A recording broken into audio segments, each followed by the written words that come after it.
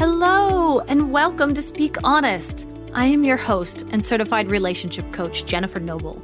It has been my passion for over a decade to help women like you heal what's been holding you back from having the relationships you deserve. Are you struggling with a relationship where you can't seem to voice your emotions, needs, and boundaries without having it blow up in your face? Then you have found the right podcast, my friend. Get ready for practical tips, empowering truths, and honest conversations. Now, let's dive in. Oh my goodness. Hello, everyone, and welcome to Speak Honest. This is the very first episode of my new podcast, and I am so excited to get into this with all of you. This podcast is a place where we are going to explore the depths of relationships and personal growth. But what does that mean, and who am I? You have no idea what's going on, and I'm new to all of this, so this is going to be a very rough first episode, but I cannot wait to get started with you. Well, first off, I'm Jennifer Noble. I am a certified integrated attachment coach, as well as a certified life coach, relationship coach, and dating coach. I'm also currently going back to school for my psychology degree. I plan to one day have those letters after my name, but until then, I'm very much enjoying myself and my coaching. I'm also looking towards getting my certification in the ICF. That is the International Coaching Federation, and is the only globally recognized organization for coaches. I have my application in. I plan to take my test soon, and I am so excited. But yeah, that's a little bit about me. And what am I doing here? Well, I'm a coach. I offer coaching programs. I offer one-on-one coaching, and hopefully soon different types of modalities that we can be doing together to heal and to get you onto the journey to healing your relationships. And so I wanted to start a podcast where I could show how I coach. But not just that, I myself find I get a lot of help listening to other coaches coach their clients, because as I'm listening to the clients go through their situations, I really find that it's a lot easier to kind of understand what's happening when it's not personal. Meaning, when I hear it's someone else going through a relationship issue, when it's not my personal issue, it's like I'm able to objectively see what could be working. And that helps me later on in my life. So I'm really hoping that this podcast is going to do that for you as well. Let's go on to what the purpose of the episode is. Today, we're going to dive into the core concepts that will guide us on this journey together. So you're going to hear a lot of words being talked about with different clients, things like disorganized attachment, FAs, AAs, DAs, PDS. What are all of these words mean? And so we're going to really just kind of dive into some of those now, like attachment styles and coaching approach, as we really get into this space. So with that, let's go ahead and start with, well, what is attachment styles, right? Well, attachment styles are based off of the theory of attachment. So attachment theory, which was originally created by John Bowlby back in the 1950s, is an idea of how we attach to our parents in childhood in regards to how our parents treated us. And the four primary attachment styles are secure, anxious, dismissive, and disorganized. Or as some people call that also fearful avoidant. It's often disorganized or fearful avoidant, will just depend on who you're talking to, honestly. And that's because throughout the years, attachment styles has been built upon, and they have just learned different words that kind of hit a bit better. And so these four attachment styles, you have secure. This is the healthy attachment style that you have. This is the one we're all striving for. This is what my goal as a coach is to get you to. This is where I am now. Definitely was not 3-4 years ago at all. And I'll get into more of that later. But this is the attachment style that we want to be having. This is where you have a good interdependence with your partner. You're able to really not take things personally and communicate your needs, your boundaries, and your wants, all of that stuff. Well, on the other side, though, you have the three insecure attachments. Those are anxious, dismissive, and disorganized. So let's get into those real quick. Anxious attachment is whenever you hear the word clingy, that's going to be someone who's most likely anxiously attached. This type of attachment style is somebody who grew up with parents where there was just a lot of expectations put on this child, and they were almost only loved when they were perfect. And right, so you have a lot of perfectionism trauma that happens with anxiously attached. In relationships as an adult, they're going to come across as really needy and clingy. They're going to text you a bunch of times. They're going to need extra reassurance. There's just so much that they're going to need, and that can really cause a disconnect in the relationship. On the opposite end of anxious, we have dismissive.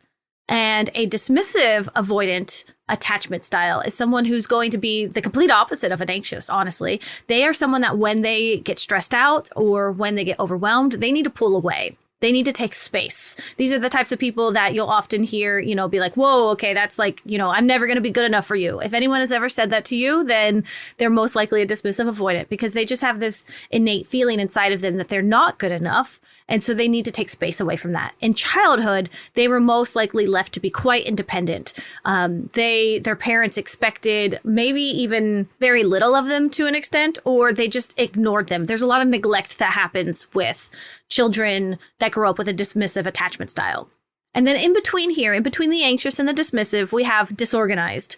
And the disorganized attachment is a little bit of both. Okay, so they're going to swing between the anxious and the dismissive. That's kind of like their thing that they do. But disorganized attachment happens most likely from trauma in childhood. This is if there's been abuse, if there's been high levels of neglect, if there has been a lot of inconsistent parenting that happens, a lot of people in foster care systems or broken homes, things like this, those are going to be disorganized attachments because those levels of trauma create in this child this inconsistent pattern of what is it that they need. So in an adult relationship, this looks like someone who really, truly deeply wants a relationship, but as soon as they get it, they push it away. So if this sounds like you or someone like this, right, that like, come here, go away, go away, go away, that is the disorganized attachment. That is actually what I struggled with and what I learned I had back in 2020. I learned that I have a disorganized attachment. And learning that was what helped click for me all of the relationship struggles that I had had my entire life. And I was all of a sudden like, whoa, wait a second. This is what's been going on. Like, this is why this has been happening. And that's why now I have such a passion to kind of bring this to other people. And so a little bit about me. I will be turning 40 years old this year. Yay, that's exciting for me. I am back in school getting my psychology degree. I'm currently at a community college, so I'm very, very new into this, but I plan to transfer to my 4-year college in the fall, eventually get my master's and then eventually my PhD. I as well have a 12-year-old son.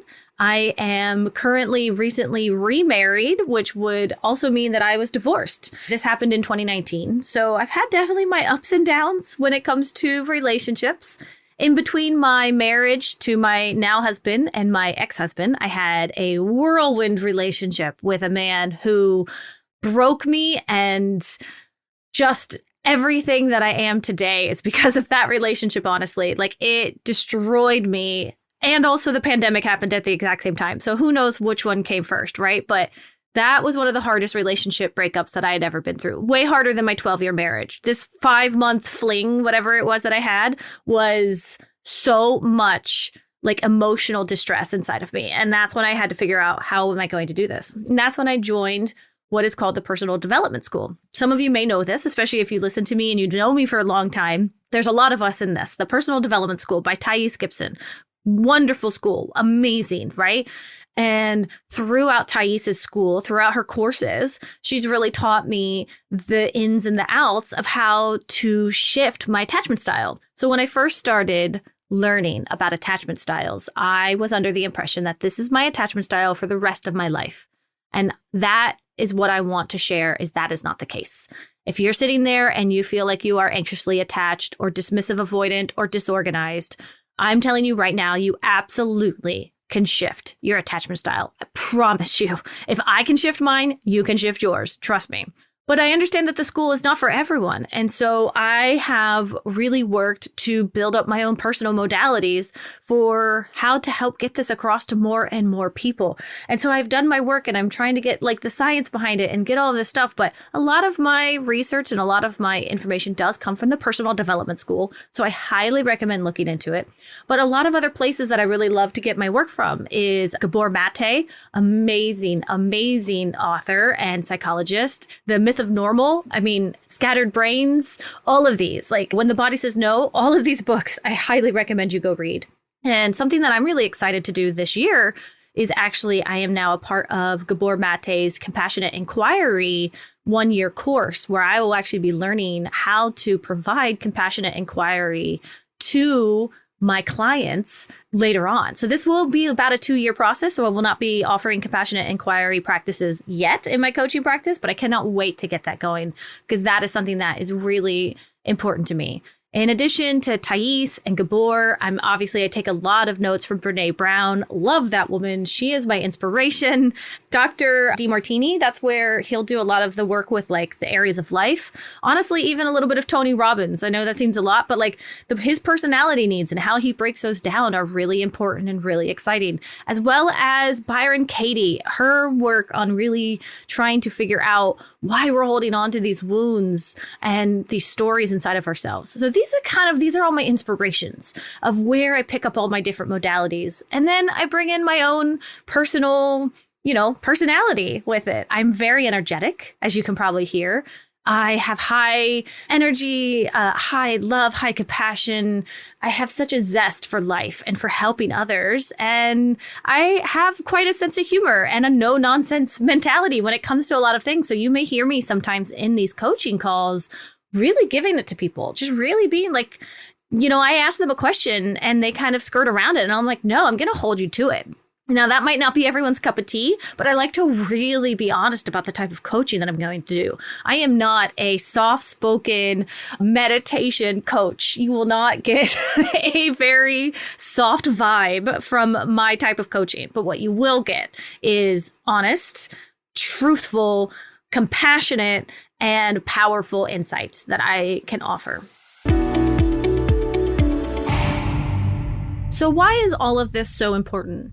Well, I truly believe that when someone can understand their own attachment style, they can really start to shift the patterns that have created these, insecure relationships that have been happening in their lives time and time again. And the reason why this is so important is because the different things that we try to work on, our communication skills, our emotions, our needs, our wants, our boundaries, these are all stemming from our attachment styles. So until we can really understand the deeper subconscious area that these are coming from, we can't just fix our communication. You may want to talk nicer to your partner when they're putting the dishes in the dishwasher the wrong way, but you're never going to, because when your body is in that fight or flight moment, you are not thinking rationally. But how do we get there? How do we get you to a place that when you're not thinking rationally, you are still doing and acting in the way that you want to? Well, that's where the integrated part of the integrated attachment theory comes in. We are going to be looking into the deep inside parts of our mind, our subconscious mind, and really figuring out how can we shift this. So one of the most interesting bits of information I ever learned was that the subconscious mind is responsible for 93 to 97% of our thoughts, our movements, our actions. Now, yes, a good portion of that is going to be just things like blinking and breathing and sweating and things we don't even think about, but also our thoughts. So when you jump to conclusions or take things personally or get angry at your partner or snap at your kids, those are all coming from your subconscious mind, your 93 to 97%. Only about 5% of our conscious mind is actually there. So to say that you're going to be able to consciously figure out what to do every time is just, that's not even possible. That's why willpower doesn't exist. That's why discipline is actually a really hard thing to have, because it's not about that 5% of our conscious mind running our lives. It's about the subconscious. So how do we shift the subconscious? Well, that's the question. And that's what we're going to be exploring within the podcast, within my coaching calls. Please join my free Facebook group. That all of that information is going to be in the show notes. But all of these places is where we're going to really dive into this, because our subconscious mind is where it is at. Our subconscious mind is holding on to all of this shit, y'all. Like, it is just being like, I want to do this. I only want to do that. It's like a little toddler having a temper tantrum up in there. And we need to figure out what this little toddler needs in order to figure out how to live those happy, healthy, fulfilling lives that I know each and every one of us not only wants, like not only desires, but we truly deserve that. Like, we really do. If you're listening to this right now and you're just not sure like why your relationships keep failing, I just want you to know you deserve a happy, healthy relationship. Do you hear me? You deserve a happy and healthy relationship. And I promise you, we are going to get you there. Okay. Just keep listening, keep engaging, keep doing the work, and we are absolutely going to get you there. So what's next for Speak Honest? Well, on the upcoming episodes, you're going to hear me doing some live coaching calls. If you are interested in getting into any one of these live coaching calls on the podcast, please reach out. You can reach out to me at info@speak-honest.com, or again, check out the show notes. Whilst I do charge for my coaching services, all of my podcast coaching is completely free. So it's really a win-win. You get free coaching and I get some content for the podcast. And then the listeners out there get to hear your struggles. So they get to hear they're not alone. They get to hear that someone else is struggling with a similar thing. They get help in their own personal problems. Because as I was saying earlier, it really helps to hear what someone else is going through so we can objectively figure out our own problems without the personal stuff coming up for us, right? And so that's what we can really have to look forward to on the Speak Honest podcast. I really just want to create a community here where women are feeling empowered and loved and held and supported, and any which way that I can do that for any of you, please let me know. This is a very new adventure for me, but this podcast is something that I have been trying to figure out and launch for at least the last year now. So I'm so excited to be able to finally get this going. As we wrap up, I just want to really reiterate that the value of understanding your attachment style is really, really going to benefit you in the long run. So if you're listening to this and attachment styles are brand new to you, I would highly recommend going and checking out anything on YouTube, Googling what you can, joining the Facebook group. But right now I don't have very much information up there, but you can ask me anything you want. But there's so much information out there for you, y'all. And I'm really excited for you to do this. I really encourage you to hit subscribe if you can on the podcast. Every time you rate, review, or subscribe, it actually helps other listeners find this podcast even more, which would mean the world to me, and also means other people are going to be getting help. So those are tiny ways in which you can be helping the podcast. And after all of that, I just want to say thank you so much for joining me today on this podcast and in this journey. Remember to let's speak up and speak honest. See you all in the next episode. As we wrap up today's conversation, always remember that healing is a journey, not a destination. And it is an honor to be a part of your healing journey. If you want to dig deeper into the topics we covered today, be sure to head over to our show notes where you can find all of the valuable information mentioned in today's episode right there. And please remember to rate, review, and subscribe if you enjoyed today's podcast. Your feedback means the world to us and helps others discover our podcast. Until next time, remember to speak up and speak honest.